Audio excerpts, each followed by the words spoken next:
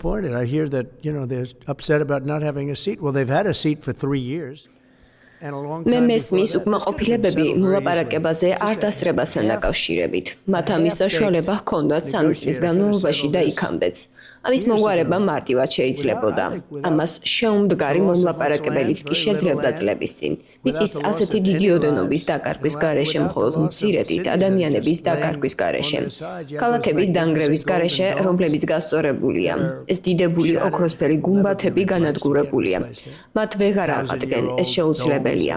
ათასწლოვან გუმბათებს ვეღარ აღადგენ, ეს შეუძლებელია. ამაზე საუბარი არ იყო ბაიდენის ადმინისტრაციის დროს.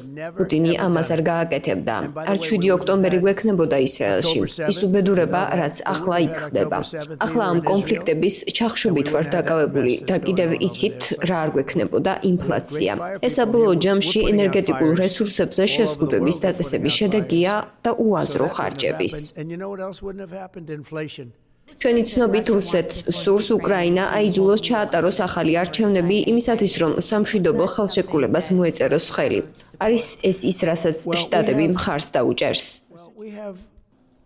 ჩვენ გვაქვს მდგომარეობა უკრაინაში, სადაც არჩევნები არ ჩატარებულა, სამხედრო მდგომარეობა მოქმედებს.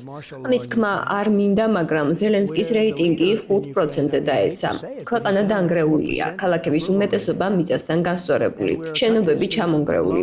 კიევში ასე არა, ალბათ არ სურდა ზედმეტი ზიანის მიყენება, ალბათ მხოლოდ 20%-ით, რადგან 100%-ით რომ დომოდათ ამას გააკეთებდნენ. ქალაქები განადგურებულია და ვიტყოდი, რომ როცა უნდათ მოლაპარაკების მაგიდასთან ჯდომა უკრაინელ ხალხს აქვს ნება თქვას, რომ აი დიდი დრო გავიდა, დროა ჩატარდეს არჩევნები. და ეს სურვილი არაა ის, რაც რუსეთიდან მოდის, ეს მეც მინდა და ბევრ სხვა ქვეყნებსაც. უკრაინა უბრალოდ ნადგურდება, შეხედეთ რა დაემართა ქალაქებს. ქალაქებია, სადაც ერთი შენობაც კი აღარ დგას. ეს მასიურია. ჩვენ ვსაუბრობთ გაზაზე, ზუსტად აქაც გაზაში არსებული მდგომარეობაა. ხალხი დაღლილია, ხალხს უნდა რაღაც მოხდეს. და კიდევ ერთი რამ, რაც დიდი ხანია მაწუხებს. ფული, რომელსაც ჩვენ ვაძლევთ, სად მიდის? არ მინახავს არანაირი ანგარიში. Where is all the money that's been given? Where is it going? And I've never seen an accounting of it. We give hundreds of billions of dollars. I don't see any accounting. So I want to see peace. Look. მისმინეთ, მე მინდა მშვიდობა.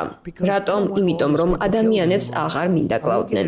ისინი რუსები და უკრაინელები არიან, მაგრამ ადამიანები არიან. რა მნიშვნელობა აქვს საიდან არიან და ვფიქრობ, მაქვს ძალა ეს ომი დავასრულო. და ვფიქრობ, საქმე კარგად მიდის.